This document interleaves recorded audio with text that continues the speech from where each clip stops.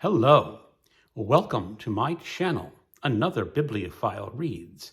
My name is Greg, and today I am doing the It's Bad to be Rad tag, created by Bad is Rad. This tag has 6 prompts. Prompt number 1. What is a book people said was bad, but I thought was rad? That's going to be The Flame Alphabet by Ben Marcus. It was published around 2012. It involves children developing not an illness, a condition, but when children speak to their parents, the sound of their voices kills their parents, which of course creates a lot of havoc.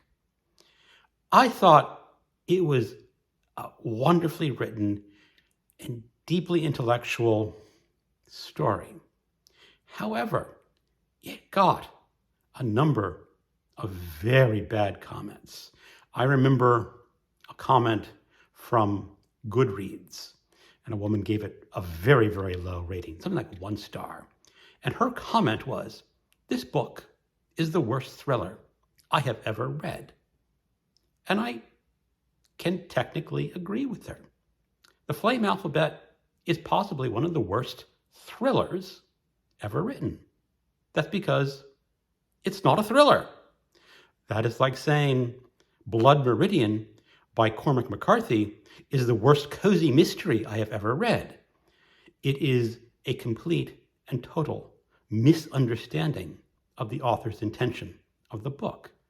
But a lot of people followed suit and highly criticized The Flame Alphabet. And possibly that is due to a marketing department error. Someone in the marketing department of whatever publisher published that book says, thrillers sell better than literary works of fiction, so let's call this literary work of fiction a thriller. Bad choice, marketing department. Bad choice. The Flame Alphabet by Ben Marcus is a rad book, and I can highly recommend it for people who like dark literary fiction. Prompt number 2.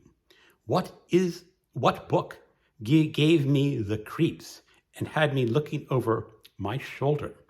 I'm going to go with 2 slightly unconventional choices for this. They are not disturbing novels in the traditional sense, but they are books that had me deeply worried about the safety of my life. And the 2 books are American Crusade, How the Supreme Court is Weaponizing Religious Freedom by Andrew L. Seidel, and Jesus and John Wayne, How White Evangelicals Corrupted a Faith and Fractured a Nation by Kristin Demez. And this is frightening because they are talking about people with very strong religious beliefs who are not afraid of enforcing their religious beliefs on other people. And I am a person who does not follow their religious beliefs. So I would be very much in their line of sight as someone to forcefully convert or do worse. Because these are the kind of people who would read The Handmaid's Tale by Margaret Atwood and see it as an instruction manual. So that's why these 2 books really had me worried and looking over my shoulder. Because if they get their way and they enact their religious laws, I will definitely be looking over my shoulder. And I will have to learn how to pack heat, something I really don't want to do. Prompt number 3. If I could erase my memory of this book just so I could reread it again, what book would that be? I'm going to mention a book that I already mentioned. I'm going to mention Blood Meridian by Cormac McCarthy, so I can experience the judge dancing. And if you know the book, you'll know what I'm talking talking about. Prompt number 4. If I was allowed to bring only 5 books with me to a deserted island, which books would I choose? I'm picking books that are long and that can be reread frequently. The collected dialogues of Plato. They teach me how to think like a philosopher, because the actual philosophy of Plato is a little outdated, but his process of thought and how to engage people and talk about philosophy, now that is timeless.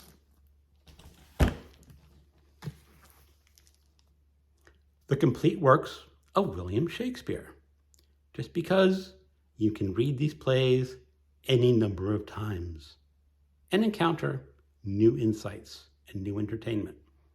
And if I was on a desert island, I would reenact these plays, with me playing each part. Yeah, I'd be batshit crazy, but you're on a desert island. Why not be batshit crazy? The Magic Mountain by Thomas Mann. This is a new entry for me. I have just read it this year, but it is an incredibly thoughtful, deep, and dense novel that when I was doing a book group earlier today, I just read it straight through and not delve too deeply, because you could read each chapter and study it for hours or days. It is that dense and that deep and that fabulous. Dahlgren by Samuel R. Delany. This is technically a science fiction novel, but a lot of science fiction readers don't like this novel because it stretches science fiction into the literary world. And I think it is more of a literary novel than a science fiction novel, although it is definitely both. This novel starts with the last half of a sentence, and it ends with the beginning of that sentence, much like a famous work by James Joyce, Finnegan's Wake. And there are lots of different interpretations in this novel. You don't necessarily know what is going on. There is a scene where there's a sniper on a roof. And in this book, it doesn't necessarily say who is the sniper, but a close reading at least gives one interpretation, and it is endlessly discussable and theorizing who that sniper could be. It's just a fabulous book. It does have a lot of graphic sex, including gay sex. And when I first tried to read this when I was 15, I got through like the first gay sex scene and sort of said, that was weird. And eventually a 15-year-old just can't handle that. Not only the graphic nature of the sex, but just the depth of this novel is too much for a 15-year-old. J.R. by William Gaddis. I have talked about this book numerous times on my channel. It is incredibly engaging in the mind, but you have to pay attention to this book. This book is about 95% unattributed dialogue. So therefore it says, someone said, hello, Bobby, said John. It just says, hello, Bobby. And you have to pick up that it's John talking to Bobby. And it is the story of an 11-year-old who gets into quite some financial mischief. And it's set in New York City. And I don't want to go on too long, but it is an intense novel. But you have to read it very closely because there are no chapter breaks in here. If there is a scene change, it just changes in the next paragraph. And you have to be paying very close attention to see when that scene changes. Prompt number 5. What is my favorite color? And if it was a flavor, what does it taste like? This is a very synesthesia sort of question. That's where one perception leads to an involuntary response to another type of perception. And I really don't have it. But I'm going to say that my favorite color is blue. And for that food, I'm going to pick blueberry cobbler. I actually prefer blackberry cobbler or Marionberry cobbler, but I will definitely eat blueberry cobbler. I don't have any, and now I want some cobbler. Maybe I'll have to buy some at the store tonight. Prompt number 6, tag your it. I'm going to tag a few people. Book Time with Elvis, Micah Cummings, and Michael Romeo Talks Books. Thanks so much for watching, and keep on reading.